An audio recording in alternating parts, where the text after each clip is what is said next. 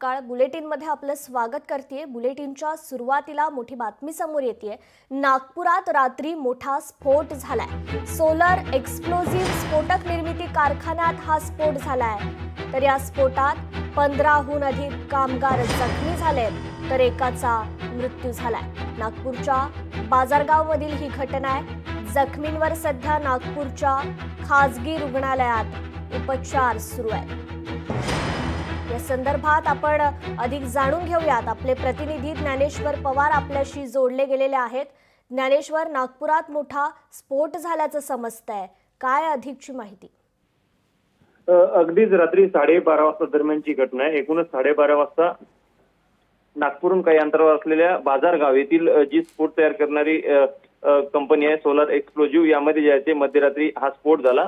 जसा स्फोट झाला त्यामध्ये त्या दरम्यान जे आहे ते जवळपास रात्री पाळीचे जे 30 ते 40 कामगार जे आहे ते त्या ठिकाणी काम करत होते। मात्र या स्फोटानंतर त्या जवळपास 15हून अधिक कामगार जखमी झाल्याची सद्यस्थितीमध्ये जी आहे ती माहिती मिळते आहे।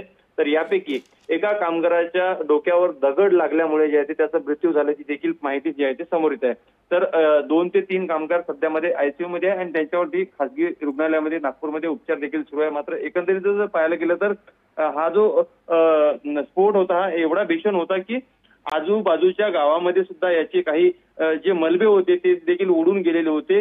बाजूलाच कोंडळे असं गाव आहे, त्या गावातीलच कामगार जे आहेत या ठिकाणी काम करत असतात आणि जशी माहिती पोलिसांना मिळाली तर त्या ठिकाणी पोलीस काही वेळामध्ये त्या घटनास्थळी पोहोचले आणि एकूणच काही लोकांनी रुग्णालयात या जखमींना पोहोचवण्यासाठी जे आहे ते अँब्युलन्सची देखील या ठिकाणी मदत केली आहे। आता माजी गृहमंत्री अनिल देशमुख घटनास्थळाकडे जे आहे ते एकूणच रवाना झालेले आहे। इतरही नेते त्या ठिकाणी आता जाऊ शकतात भेट देण्यासाठी। मात्र सद्यस्थितीत पाहायला गेलं तर 15हून अधिक कामगार जे आहेत ते या स्फोटामध्ये गंभीररित्या जखमी झालेले आहे।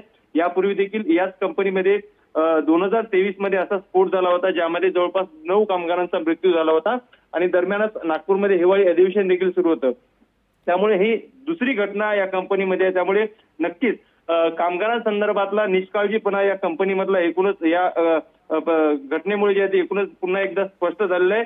त्यामुळे नक्कीच आता यावर पुढे काय कारवाई होतं आणि यामध्ये कामगारांची काही संख्या वाढू शकते का हे देखील पाहणं जे आहे ते एकूणच महत्त्वाचं असणार आहे। जी, निश्चितच ज्ञानेश्वर, धन्यवाद तुम्ही दिलेल्या सविस्तर माहितीबद्दल।